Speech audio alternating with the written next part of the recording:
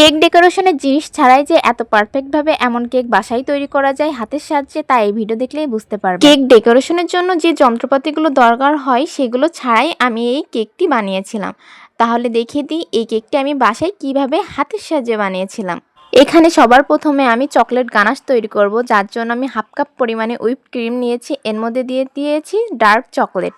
এরপর গরম পানিতে করে মেল্ট করে নিলে আমার চকলেট গানাশ একদম তৈরি হয়ে গিয়েছিল। এরপর আমি ঠান্ডা করতে চকলেট গানাশটি রেখে দিয়েছিলাম ফ্রিজে। চকলেট কেক তৈরির জন্য 2টি ডিম নিয়েছি, এর মধ্যে দিয়েছি 2 কাপ পরিমাণে চিনি, কোকো পাউডার আর দিয়েছি ময়দা। একটু একটু করে ময়দা দিচ্ছি আর কোকো পাউডার দিয়ে ভালো করে চালনিতে করে চেলে নিচ্ছি। বেকিং পাউডার, বেকিং সোডাও আমি চালনিতে করে চেলে নিয়েছিলাম। সব উপকরণগুলো ভালোভাবে মিক্স করে নিয়েছিলাম হাতের সাহায্যে। এরপর আমার ব্যাটারটি একদম তৈরি হয়ে গিয়েছিল। আমি কেকটি বেক করতে দিয়ে দিয়েছিলাম। তারপর আমি তৈরি করব কেকের জন্য ক্রিম। এখানে আমি 1 কাপ পরিমাণে হুইপড ক্রিম নিয়েছি। হ্যান্ড বিটার দিয়ে আস্তে আস্তে করে এটা বিট করতে হবে। 5 থেকে 6 মিনিট পর্যন্ত বিট করলে আমার ক্রিমটি একদম পুরোপুরিভাবে তৈরি হয়ে গিয়েছিল। ক্রিমের ভেতরে দিয়েছিলাম 1 থেকে 2 চামচ মতো চকলেট গানাশ, যাতে করে এটার কালারও চেঞ্জ হয় আর এর টেস্টটাও ভালো হয়। 35 মিনিট বেক করার পরে আমার কেকটি একদম পুরোপুরিভাবে রেডি হয়ে গিয়েছিল। এই যে দেখতেই পাচ্ছেন আমার কেকটি কতটা পারফেক্টভাবে কুক হয়েছে আর কতটা স্পঞ্জি হয়েছে।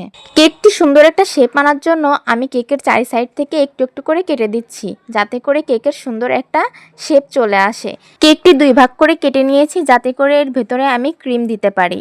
কেকের একটা স্লাইড নিয়ে এর ভেতরে আমি সুগার সিরাপ দিয়ে দিয়েছি অল্প অল্প করে। এরপর আমি ক্রিম লাগিয়ে দিয়েছি ভালোভাবে। এরপর আরও একটি স্লাইস নিয়ে নিলাম কেকের, এর মধ্যেও সুগার সিরাপ ভালোভাবে দিতে হবে। এরপরে ক্রিম দিয়ে এটা ভালোভাবে ডেকোরেশন করতে হবে। আমার কাছে কিন্তু কোনো ডেকোরেশনের জিনিসই নাই, তারপরেও আমি হাতের সাহায্যে যতটুকু পারছি ততটুকুই করছি। কেক ডেকোরেশনের জিনিস ছাড়াই যে এত পারফেক্টভাবে কেক ডেকোরেশন করা যায় তা এই ভিডিও দেখলেই বুঝতে পারবেন। কেকের 4 সাইডে আমি সুন্দরভাবে ক্রিম লাগিয়ে দিয়েছি। এরপরে আমি যে চকলেট গানাশটি বানিয়েছিলাম সেটা দিয়ে দিচ্ছি। এই যে দেখতেই পাচ্ছেন আমি চকলেট গানাশটি কেকের উপরে দিয়ে দিয়েছি। অল্প অল্প করে চকলেট গানাশ দিয়ে কেকটা সুন্দরভাবে ডেকোরেশন করে ফেলেছি। দেখতেই পাচ্ছেন কতটা সুন্দর লাগছে চকলেট গানাশ দিয়ে ডেকোরেশন করার পরে। কেকটা কিন্তু খেতেও অসম্ভব মজার হয়েছিল। কেকটি আরও একটু সুন্দর করার জন্য এখানে আমি দিয়েছি চকলেট চিপস। এই চকলেট চিপসটাও কিন্তু আমি বাড়িতেই তৈরি করেছিলাম। চকলেট চিপসগুলো কেকের উপরে দেওয়ার জন্য কেকটি আরও বেশি সুন্দর লাগছিল আর এটা খেতেও অনেক বেশি মজা লাগছিল। এরপর আমি কেকটি ফ্রিজে রেখে দিয়েছিলাম 10 মিনিটের জন্য। ফ্রিজে রাখার জন্য কেকটি ভালোভাবে সেট হয়ে গিয়েছিল। এরপর আমি কেকটি ভালোভাবে কাট করছি। দেখতেই পাচ্ছেন যে কেকটা কতটা পরিমাণে সফট হয়েছে আর খেতে কিন্তু অনেক বেশি মজা হয়েছিল।